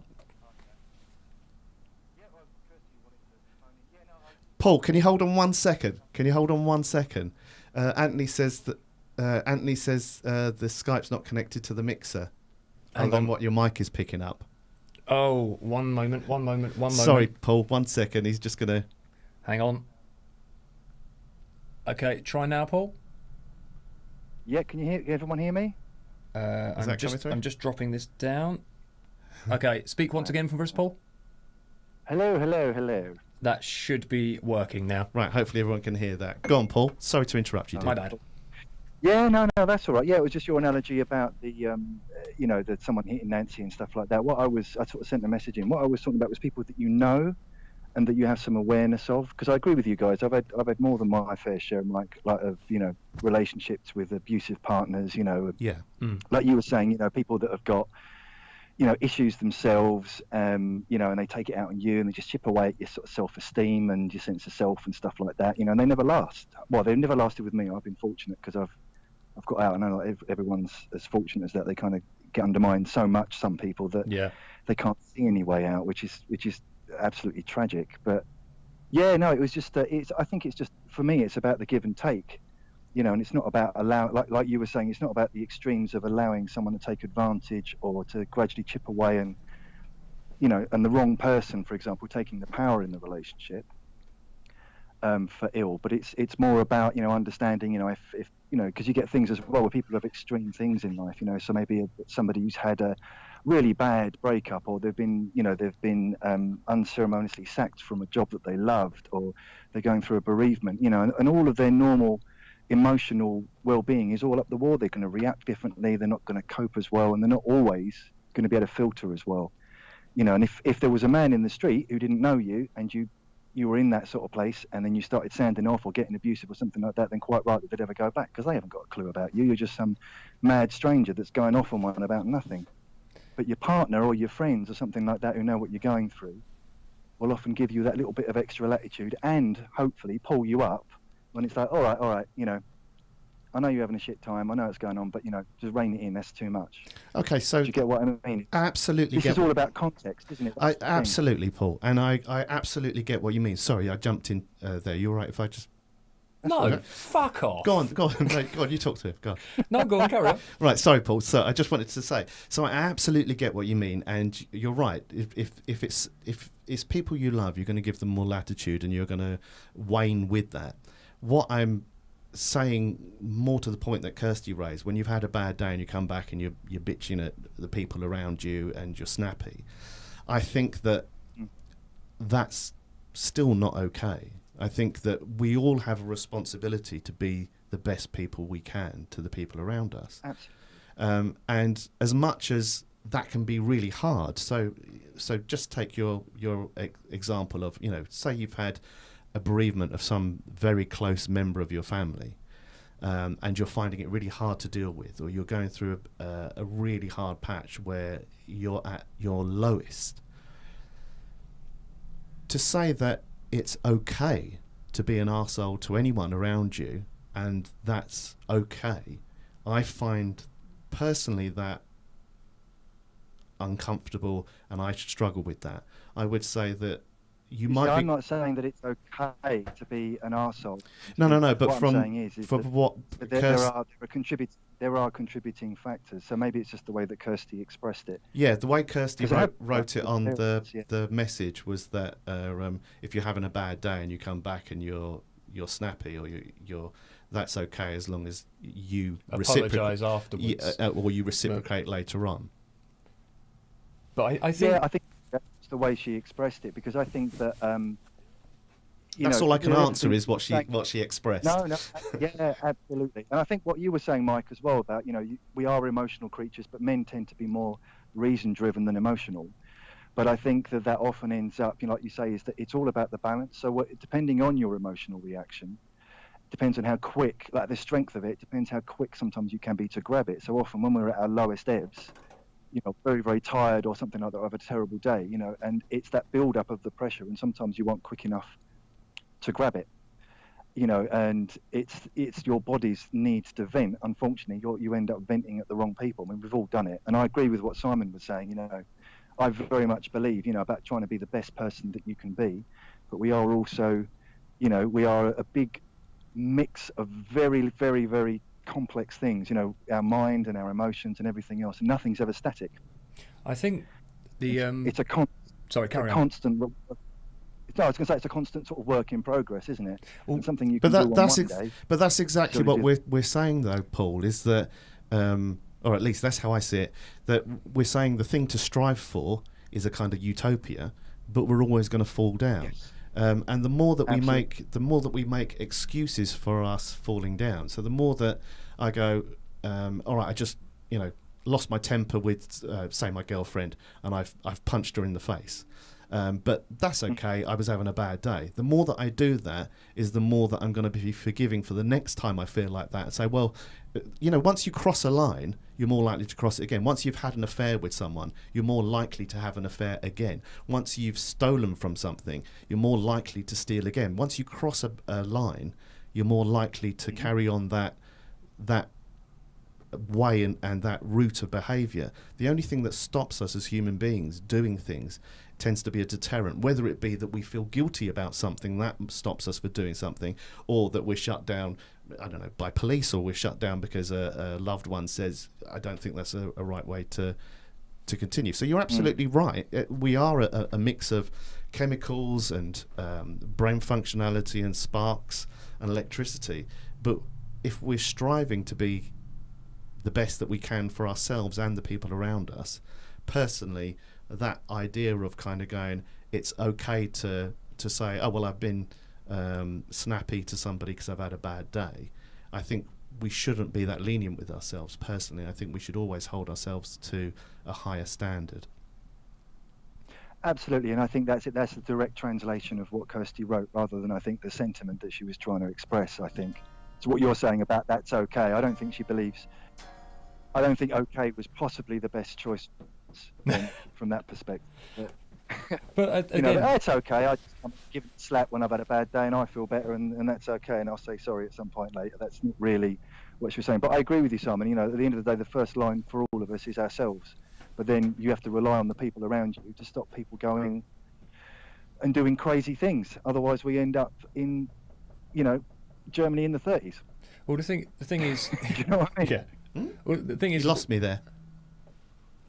Oh, I lost you there. Yeah, Germany in the 30s. Hitler. Right. Nobody stopped him. Oh, I see. Right. Do you see what I mean? If we don't stop ourselves, you have to rely on other people.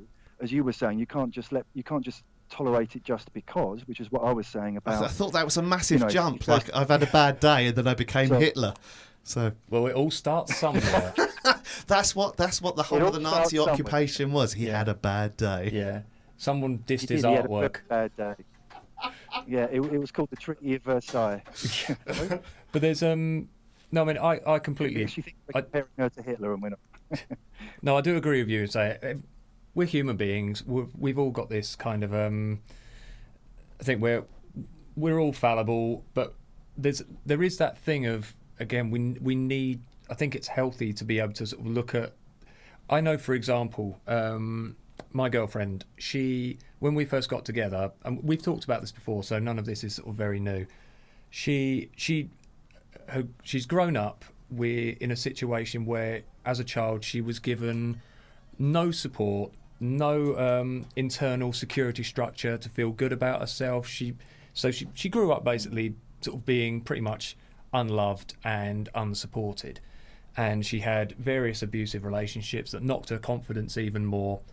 And when we got together, there was a lot of conflicts in our early relationship where there were things that I would do that I've always done that I was very comfortable with, that because she didn't do them or she saw them as different to her, she would find them a threat, and therefore the insecurities would sort of appear, and that sort of try to sort of, well, you shouldn't be doing that, you shouldn't do this, I wouldn't do that, so therefore you shouldn't do it. So you get those kind of things, and those things as time go on, where you're sort of being picked at and being looked over your shoulder. Again, this is different to what you were talking about with you and Kirsty. But even though she was my partner, and I can look at the fact that she's been through all this in her life, the past does still not always excuse what the person is doing in the current situation.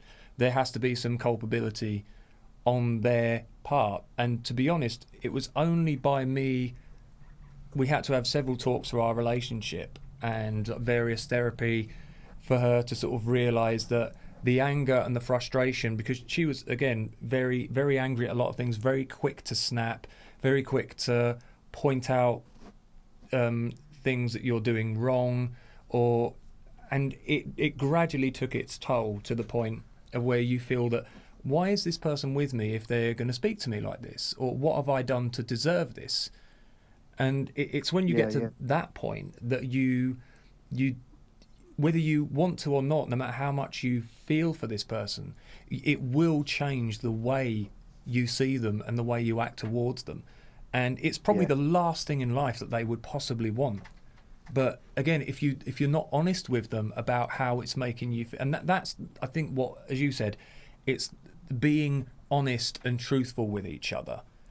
And if you're saying that what you're saying is having, because, I mean, I'll be completely honest, I'm not the greatest person in the world to be in a relationship with, because I'm less emotional and it's true, and I'm very logical, and that's generally how I roll. And because of the way my outlook on life, my girlfriend does find, she lacks that emotional response from me in a lot of ways. What would you say, emotional connection? Emotional connection. And, so for someone who is as loving and generous as and sort of giving in her emotions as her, it's very difficult being with someone like me. Not having that returned. Exactly. But there came a point where she would say things to me like, and I've always been very open and honest about that kind of thing. Yeah. And she would say things along the lines of, well, there is no other woman in the world who would be able to be with someone like you. Or, which is, it's quite true. But it's not really. Oh, but it's things like that we're saying, if you've had other girlfriends, then that negates that as a statement. Yeah, I wasn't as much of an arsehole back then. I had more emotions back then. But no, the thing is, I've always been honest about who I am, what I am. I've always laid my cards on the table with a very sort of, this is who I am, you can take it or leave it.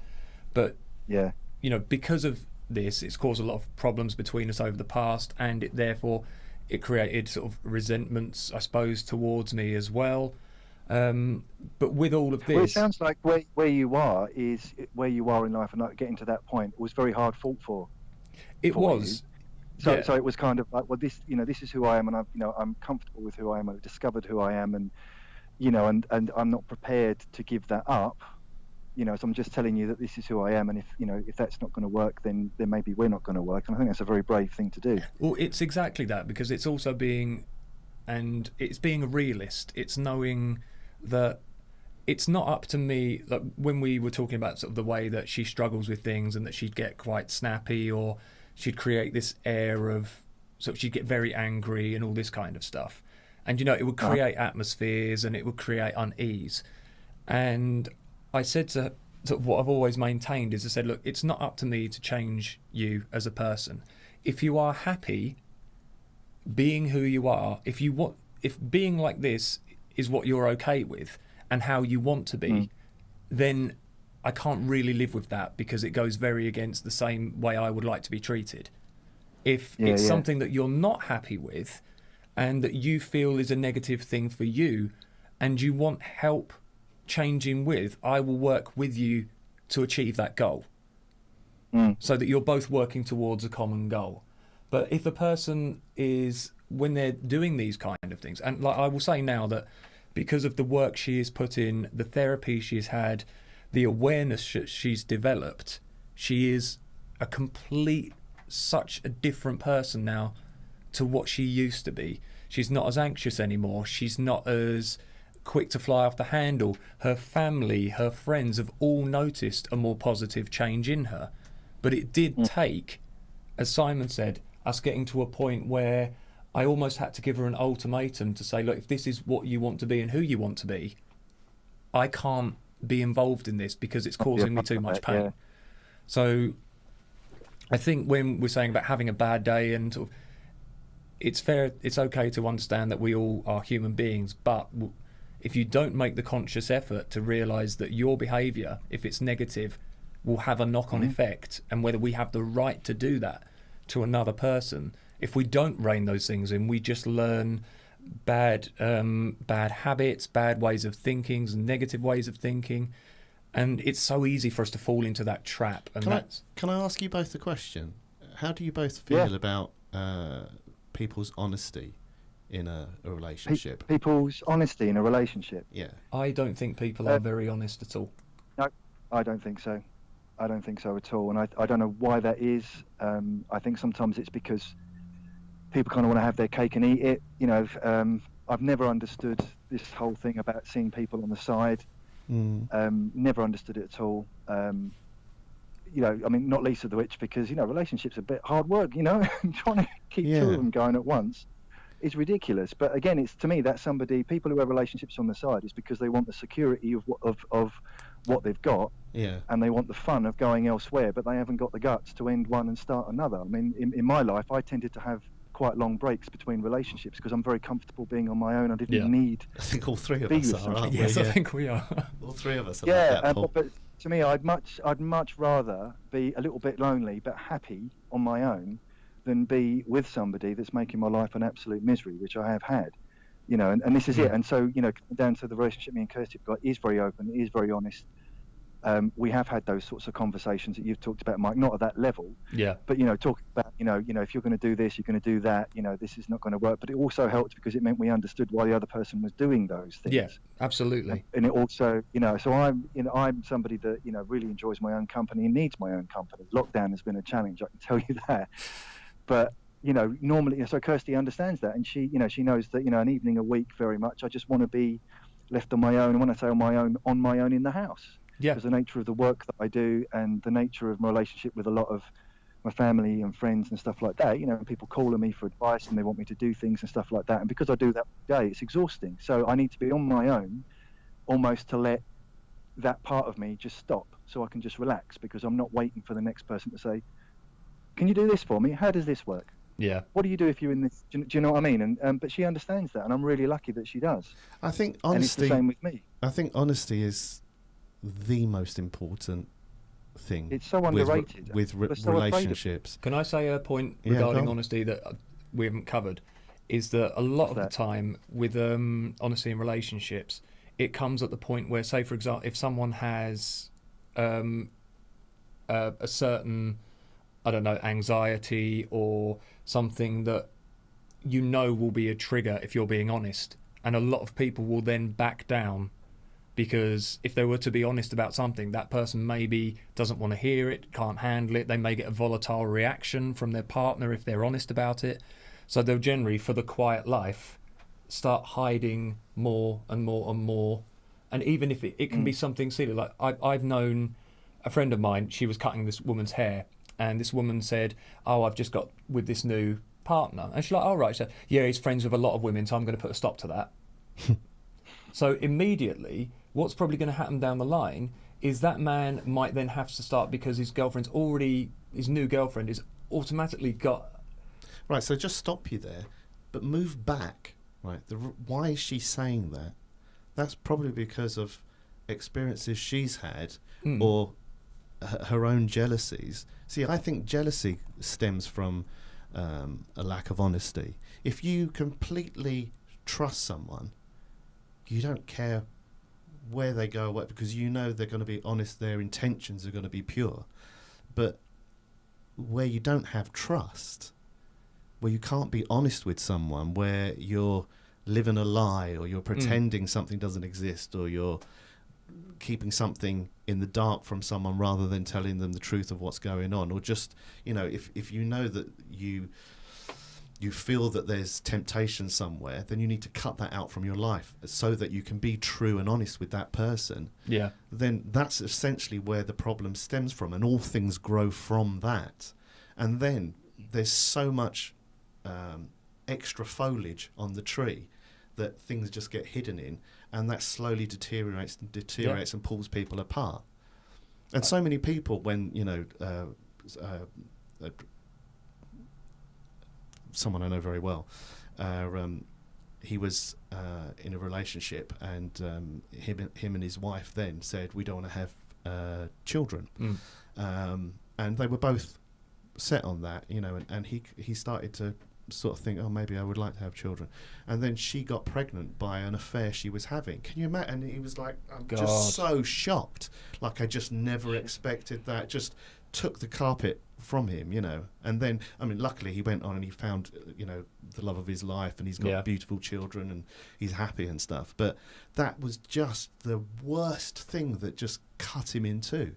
And I can't understand why someone would, if you really love somebody, why you can't be honest with them, why you wouldn't do anything to protect and value that. I think it takes a hell of a lot to be able, because the thing is, I think the one thing is, whenever we get in a situation where maybe we're going to say something that's honest but inflammatory, you've really got to be confident and believe in what you're saying. I think that's a cop-out. No, sorry, I've jumped in there way too quickly. Yeah, how dare you? I think how it's coming across to me is kind of, if you're worried about what the outcome of being honest is, it may deter you from being honest. Because if the result is that you are going to get an absolute earful or a whole week of grief. But then whatever led you to that, you've obviously not been true about to get to that stage. But what you've got to remember is not to confront somebody about something that may be a very, very hard topic. Like with me and Carrie, we've had talks that some of her friends and my friends said, I would never say that. I would never talk to my partner about that. They wouldn't understand. But it is very difficult sometimes to have these conversations with each other, because, like you said, it's. But that you can only have that kind of conversation if you know there's that level of trust and honesty. And we're very lucky in that. Trust you can't demand; you have to earn it. Yeah. But it. See, Mike, you say you're very lucky, but I don't agree with that. I think that I think you're fortunate that it's got to this stage now. But you've earned it. You both earned it, because you took the risks. You were honest with each other, and you opened up. That's what I think. I don't think it's luck. It's not like, because you had to go through that. And I think that, like with me and Kirsty, it's the same thing. I consider that I'm fortunate, very fortunate that we met each other. But I know that where we are now is a result of what we've done over the last 12, 13 years, and how we've been with each other. Yeah. And the level of honesty that we've had to have on some occasions about some things has just reinforced what you were saying, is that we know. Yeah. I know absolutely that I can trust Kirsty, because some of the things that she's had to tell me in the past, and some of the things that I've had to tell her, they haven't gone down well on either side, and there's been some awkwardness and some raised words. But the thing is I know that those difficult things will be said to me. Yeah. No. And I know that there will be that level of honesty, and you can't. And I've had friends, and all this sort of stuff have talked about it, about not being honest, and open and all this sort of stuff with your partner. And I think, well, what's the point? Yeah. What is the point? Because you've got various levels in your life of arm's length of people. You've got your friends, which are the closest to you very often, and you've got family, regardless of whether you get on with them, unless you're really unlucky that you're estranged from them. They're there all your life. You've got a relationship. But the person that you're spending your life with, the person that you're living with, spending all your time with, if you can't, if you're hiding stuff from them and you're not being open and honest and sharing of yourself and letting them in, and vice versa, then what is the point? I couldn't agree with It that just more. makes no sense to me. I absolutely agree with that, I 100%. 100% agree with that, and I think. Well said, Paul. Well considering said. what the time is, I think that would be an excellent place Time to to finish exit. on. Thanks for speaking to us, Paul. Yeah, that's really, really good of you. Oh, no, it's my pleasure. No, it was my pleasure. I'm feeling like I'm going to have to come down and meet you guys off camera, and we'll just have to chew the cud for about 5 hours. Definitely. Sounds good to me. It was a pleasure chatting to you guys. Thanks for letting me on. Looking forward to it next week. All right, mate. See you later. Thanks for calling in. Take Bye, care, mate. dude. Take care. Thanks, guys. Take care. Bye-bye. Bye-bye. What a lovely man. He really is, dude. He's Very intelligent. Absolute pleasure. Right. Thank you to everyone who's tuned in and humoured us bollocking our way through various... We'll be doing music on Saturday. Yes, we will. So this is not going to be a regular thing. This was just... we might do it once every now and then because, we're nothing special. We are just human beings who have ideas and opinions. But it was really nice for everyone just to kind of contribute. You're all giving of yourselves and telling us, things that are very personal to you and sharing it with everybody. So thank you. That's a very, very nice thing. Yeah, and it's really nice to have people who actually are respectful and... have an open mind. Yeah, exactly. Thank you, Hazel. Thank you very much. We can all disagree with things. That's absolutely Emma. fine. We can agree with some things, disagree with others. But the fact is we can just do that with a sort of mutual respect means the world, and it's weight in gold. So thank you very much, everyone. You all take ruddy good care of yourselves, and we will see you Saturday. Oh, by the way, just before we go, Mike did give me a bottle of water, but I didn't drink And it. he hasn't even touched it. God's sake. For anyone who's about tomorrow night, there's going to be some more talking, but that is because I've got an interview with a very fantastic guitarist called DJ O'Sullivan, who I've got to know quite recently. Very talented chap, plays all sorts of different instruments, so that's going to be quite good fun. Cool. So I'm going to be... Who does he play with? He plays for a kind of a touring... He's done sort of theatre work with like a rock sort of covers thing over in Ireland. He's from Ireland. Yeah. But when I Skype called him, he just had all these random instruments at hand. So it's going to be one of those. He's really into he's really influenced by like Indian music and stuff like that. So that's going to be really good fun. Interesting. Yeah. So that'll be Thursday, and then Cheers, Stuart. me and Simon will be here Saturday, actually playing music. Yay! So sorry to everyone's comments we didn't get to. I don't think there was actually that many we I think missed. you've pretty much read everything out, dude. Thank you for doing that, by the way. Yeah, It was as Andy interesting said, to talk to you. having met you both, a place worth fighting for. Yeah, I would not be... Carrie is 1 in a million, and the respect I have for her and her honesty and everything, there's very few people I could have a relationship with in the world, because I do set a bar very high for what I need from someone, and Carrie hits it. So I'll get you. well, she's going to think I've just been slagging her off for the whole stream, so I've got to say something nice at the end. Oh, dear. Right, take care, everyone. We'll see you soon. Bye-bye.